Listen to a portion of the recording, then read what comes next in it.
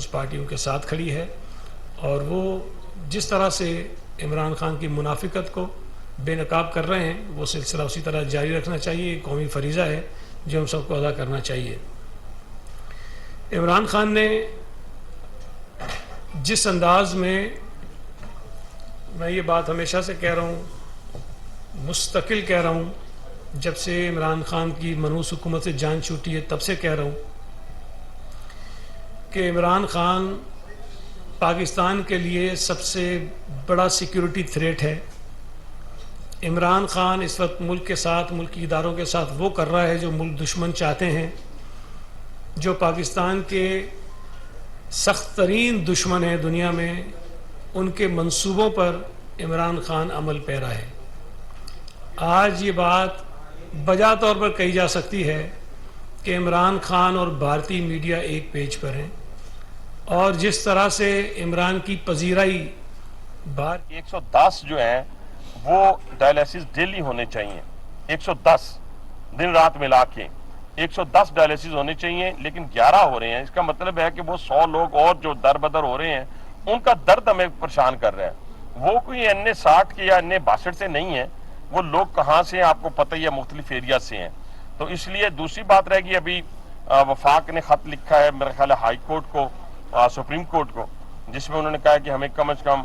جو ایریاز پنڈی کے آتے ہیں ایئرپورٹ کے دوران وہ کلیئر کرنے کی اجازت دی جائے. انشاءاللہ تعالیٰ آپ دیکھیں نا، پہلے تو پنجاب گورنمنٹ کا بہانہ تھا جی ہمارے پاس تھی ہم نے آنے نہیں دیے. اب تو آپ سب گواہ ہیں، اور خاص طور پہ میڈیا کے ساتھ جو انہوں نے سلوک کیا ہے وہ بھی آپ کے سامنے ہے. کس طریقے سے انہوں نے تمام، ان کی مرضی کا چیف جسٹس ہونا چاہیے، ان کی مرضی کا آرمی چیف ہونا چاہیے، ان کی مرضی کا چیف الیکشن کمشنر ہونا چاہیے، ان کا مرضی کا فیصلہ ہونا چاہیے، تب عمران خان مانے گا. میں ایسے نہیں کہتے ہم لوگ کہ یہ فتنہ ہے. تو اس لیے یہ ساری چیزیں وفاق کے علم میں ہیں، وہ کریں گی میکسیمم انشاءاللہ تعالیٰ ہم کریں گے اس پر.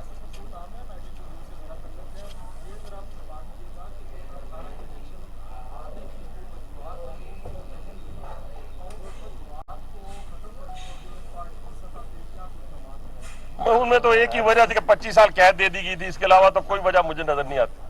2018 کے الیکشن میں 25 سال قید کے بعد بھی آپ کہیں کہ جناب صاحب الیکشن لڑا جائے تو وہ جیل میں بیٹھ کے تو لڑنے کی اجازت نہیں تھی نا. آگے سر، بس جی آئیں سر. سب نے مذمت کی، بلاول بھٹو زرداری ہوں، وزیر اعظم ہوں، وزیر داخلہ ہو، ہر اس شخص نے جو عمران خان کے اوپر سخت ترین تنقید کرتا ہے، سخت ترین اس کی سیاست سے اختلاف کرتا ہے، سب نے اس واقعے کی مذمت کی اور تحقیقات کا مطالبہ کیا. لیکن عمران خان وہ واحد آدمی ہے جو اس واقعے کو بنیاد بنا کر ایک مرتبہ پھر کھیلنا چاہتا ہے. پاکستان کے اداروں سے کھیلنا چاہتا ہے، پاکستان سے کھیلنا چاہتا ہے. یہ بات سب کے علم میں ہے، آپ تمام سارے سینئر رپورٹرز ہیں کہ جب کوئی ایسا واقعہ ہوتا ہے تو اس کے اوپر پولیس کی ایک کارروائی ہوتی ہے، اس کے اوپر ایک MLO بنتا ہے، میڈیکل لیگل سرٹیفکیٹ ایشو ہوتا ہے، اور لوگ ہاسپٹل جاتے ہیں، سرٹیفکیٹ ایشو کراتے ہیں تاکہ جو لوگ اس میں انوالو ہیں ان کے خلاف قانون کے مطابق کارروائی ہو سکے. یہ جب 2 دن پہلے عمران خان نے انکشاف کیا کہ اس کی ٹانگوں میں 4 گولیاں لگی ہیں، میرا تو سر چکرا گیا کہ 4 گولیاں جس کو لگی ہوں وزیر آباد میں، اور وہ آدمی کسی ہاسپٹل میں نہیں گیا، سیدھا شوکت خانم 125 کلومیٹر دور. مطلب مجھے تو سمجھ نہیں آتی، اگر آپ کے سامنے کوئی ایسی مثال ہو کہ کوئی شخص پتھر لگنے سے ہی زخمی ہو گیا ہو اور اس نے کہا نہیں میں نے جو ہے نا کراچی میں نہیں علاج کرانا، میں نے تو نواب شاہ کے ہاسپٹل میں جا کے علاج کرانا ہے، اور میں ادھر نہیں جاؤں گا کسی قریبی ہاسپٹل میں، اور وہ ادھر چلا گیا. جو ایک امیڈیٹ رسپانس آتا ہے کسی بھی شخص کا یا اس کے ساتھ جو لوگ ہوتے ہیں ان کا، کہ اگر کوئی زخمی ہو گیا ہے، معمولی سا بھی زخمی ہو گیا ہے، تو قریب ترین اگر ہاسپٹل نہیں ہے تو اس کو ڈسپینسری لے جاتے ہیں، کسی ایسی جگہ لے جاتے ہیں جہاں پہ کوئی ڈاکٹر ہو جو مرم پٹی کرے، جو اس کا بلیڈنگ بند کرے تاکہ اس کا مزید علاج ہو سکے. یہ عجیب ایک مخلوق ہم نے دیکھی ہے. 4 گولیاں ٹانگوں میں لگ گئیں اور صاحب جو ہے وہ 125 کلومیٹر دور جو ہے وہ ایک ہاسپٹل میں چلے گئے، کینسر کے ہاسپٹل میں ٹانگوں کا علاج کرانے کے لیے. اب یہ خود جو حرکتیں کی ہیں اس سے شکوک جنم لے رہے ہیں کہ کیا واقعی کوئی گولی لگی ہے کہ نہیں لگی ہے. اب مجھے تو سچی بات ہے رانا ثناء اللہ کی اس بات پر زیادہ یقین ہو رہا ہے. اس بات کی تحقیقات ہونی چاہیے کہ جو آدمی یہ کہہ رہا ہے کہ 4 گولیاں لگی ہیں تو کیا واقعی 4 گولیاں اس کی ٹانگوں میں ہیں بھی کہ نہیں ہیں. یہ اس ایشو کو بنیاد بنا کر ایک مرتبہ پھر اب دیکھیں نا ان کو ایف آئی آر کٹوانی ہے. بھائی حکومت تمہاری ہے. یہ تو اگر وہاں نون لیگ کی حکومت ہوتی یا خدا نہ خاصا یہ واقعہ سندھ میں ہوتا یہ تو ہمارا خون پی جاتے کہ جی حکومت آپ کی اور ایف آئی آر ہماری مرضی کی کیوں نہیں کٹ رہی ہے. چیف منسٹر تمہارا, ہوم کا جو ایڈوائزر ہے وہ تمہارا, آئی جی تمہاری مرضی کا, سارے بندے تم نے لگائے ہوئے ہیں اور گلا یہ کر رہے ہیں کہ ایف آئی آر نہیں کٹ رہی. اور خیر سپریم کورٹ کے کہنے پر ایک ایف آئی آر تو کٹی ہے, جو واقعہ سب کے سامنے آیا اسی واقعے کو بنیاد بنا کر کٹی ہے. اب اس ایف آئی آر کو بھی یہ کس طرح کھیلیں گے اس کے ساتھ اور اس ایف آئی آر کو بنیاد بنا کر ملک کے ساتھ کھیلیں گے دوبارہ, یہ ایک بڑی خطرناک بات لگتی ہے. میں بار بار یہ مطالبہ کر رہا ہوں کہ عمران خان اس ملک کے ساتھ کھلواڑ کر رہا ہے, اس ملک کے اداروں کے ساتھ کھلواڑ کر رہا ہے, اس ملک کی نسل کے ساتھ کھلواڑ کر رہا ہے.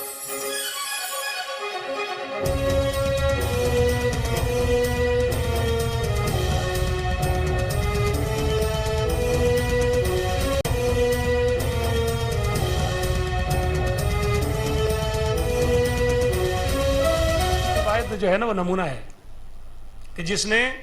وزیر اعظم بننے کے 4 مہینے کے اندر اتنے پیسے کمائے, جو 66 سال کی زندگی میں جس میں وہ پتہ نہیں کرکٹ کا پتہ نہیں کیا بنا ہوا تھا, ورلڈ کپ جیتا تھا, وہ ٹی شرٹ بیچتا تھا, وہ پتلونیں بیچتا تھا, وہ بلے بیچتا تھا, وہ گیندیں بیچتا تھا اور لاکھوں ڈالر کی بکتی تھیں, اس میں اتنا پیسہ نہیں کمایا اس نے. 4 مہینے وزیر اعظم بننے کے بعد جب اس کا کوئی ذریعہ معاش نہیں تھا, اس آدمی نے اتنا پیسہ کمایا جس کی کوئی مثال نہیں ملتی ہے. اب اس وقت پورے ملک میں ان کے چند سو لوگ نکلتے ہیں اور پورے ملک کے لوگوں کو مفلوج بنانے کی کوشش کرتے ہیں. پنجاب میں ان کی حکومت ہے, کے پی کے اندر ان کی حکومت ہے, پولیس اور ادارے وہاں کے تماشائی بنے ہوئے ہیں, لوگ وہاں صوبوں میں رہنے والے ذلیل و خوار ہو رہے ہیں سڑکوں پہ, مریض پریشان ہیں, ایمبولینسز جو ہے وہ ذلیل ہو رہی ہیں بیماروں کو لے کر ساتھ ساتھ, لیکن کوئی ان کو راستہ دینے والا نہیں ہے. مجھے بتائیے کہ کیا ایسی کوئی حکومت ہو سکتی ہے کسی صوبے میں جو خود سہولت کار بنے ان لوگوں کی جو اس صوبے میں رہنے والے لوگوں کو تکلیف دینا چاہتے ہیں. اور بدقسمتی سے یہ تماشا ہو رہا ہے. وہ آپ نے آڈیو سنی ہوگی ان کے چیف وپ کی,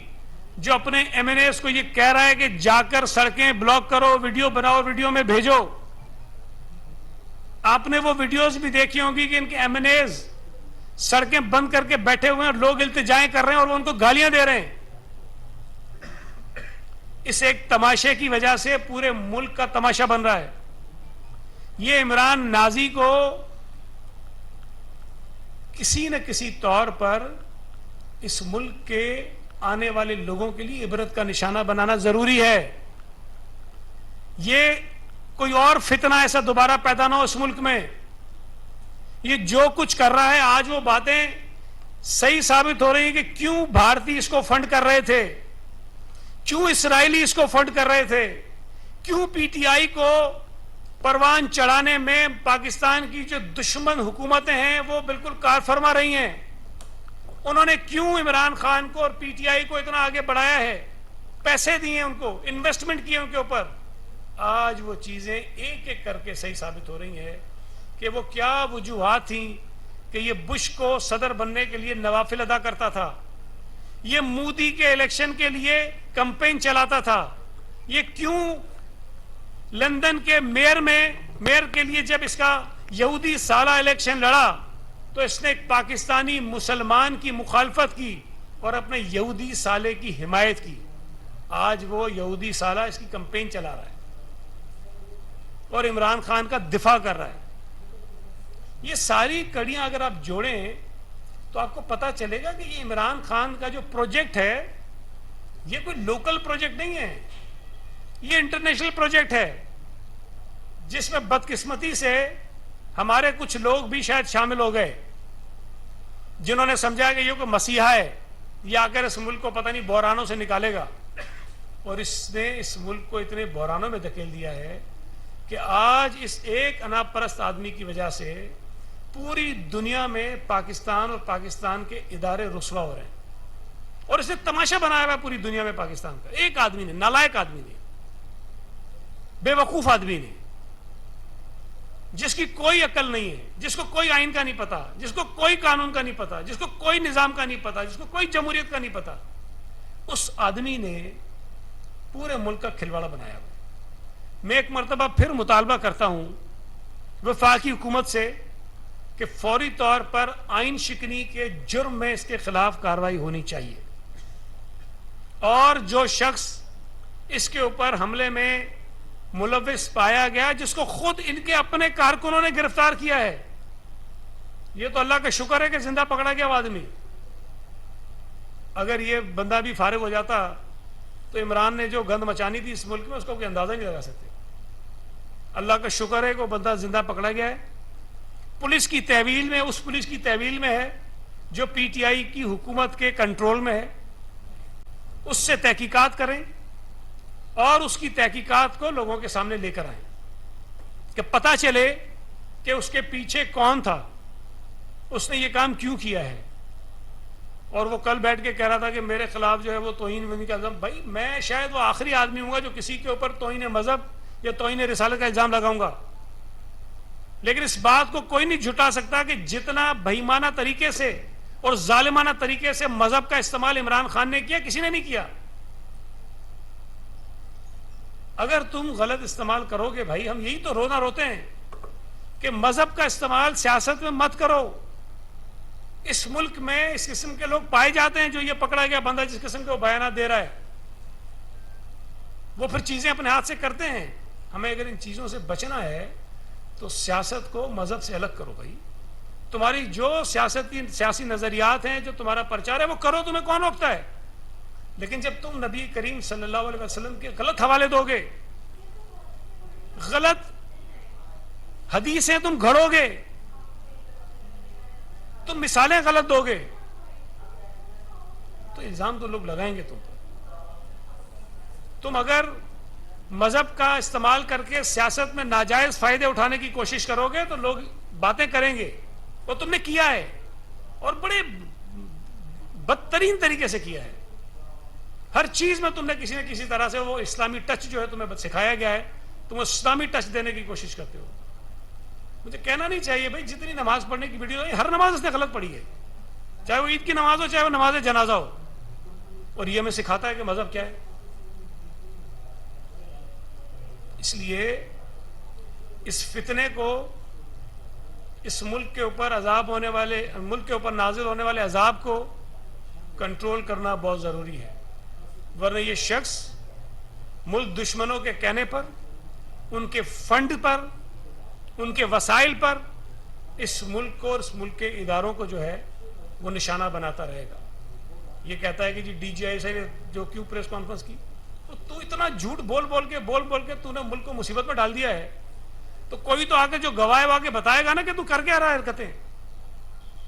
بات تو ٹھیک ہے، غلط بات تو نہیں کی اس نے ڈی جی آئی نے، اور رات کو آگے ترلے کرتے ہو، صبح جا کے جھوٹ بولتے ہو، اسی کے اوپر الزام لگاتے ہو کہ وہ میر جعفر ہے، میر صادق ہے، تم ان کے جو ہے وہ عجیب عجیب نام رکھتے ہو، کبھی نیوٹرل، کبھی جانور، کبھی وہ کیا کیا کہتے ہو۔ تو اگر ایک آدمی آ کر بتا رہا ہے کہ تم کتنے بڑے جھوٹے ہو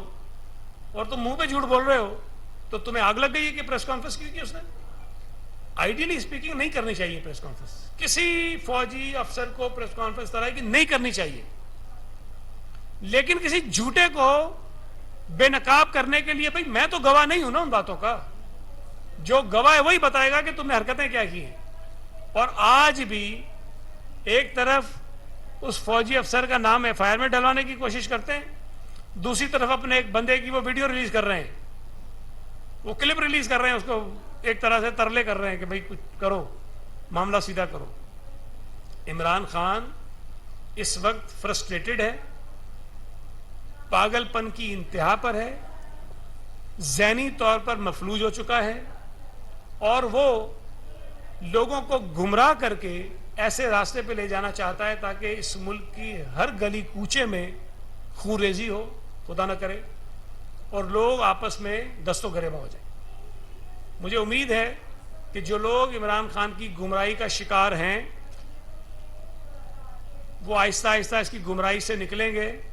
اور جو اپنی بچوں کی گمراہی کی وجہ سے مجبور ہو کر کچھ چیزیں عمران خان کے حق میں کرتے ہیں، وہ اپنے بچوں کو گمراہی سے نکالنے کی کوشش کریں گے، بجائے اس کے کہ وہ بچوں کی گمراہی کی وجہ سے کچھ ایسی چیزیں کریں جس کا نقصان ملک کو پہنچے۔ میں میڈیا سے گزارش کرنا چاہتا ہوں کہ بھائی جتنی سینسٹیو آپ ہمارے لیے ہوتے ہو نا، اپنے آپ کو آپ نے بنایا ہوا ہے، وہ 1% عمران خان کے لیے بھی بن جاؤ۔ وہ جب سب کو کہتا ہے کہ بھائی ایک چینل کو چھوڑ کے سارے کرائے کے ٹٹو ہو، تو کوئی سوال تو کرے اس سے کہ بھائی اس کے پاس کیا ثبوت ہیں۔ جب وہ کہتا ہے کہ جی باہر سے پیسہ آتا ہے میڈیا کے پاس، اینکرز کے پاس، کوئی ثبوت تو مانگو اس سے۔ نہیں دیتا تو جس طرح اوروں کے بائیکاٹ کرتے ہو، اس کو بھی بائیکاٹ کرو، کوئی اس کو بھی بتاؤ کہ بھائی تیری بکواس زیادہ ٹی وی پہ نہیں دکھا سکتے ہیں۔ عمران خان کی جانب سے وزیر آباد واقعے میں صحافی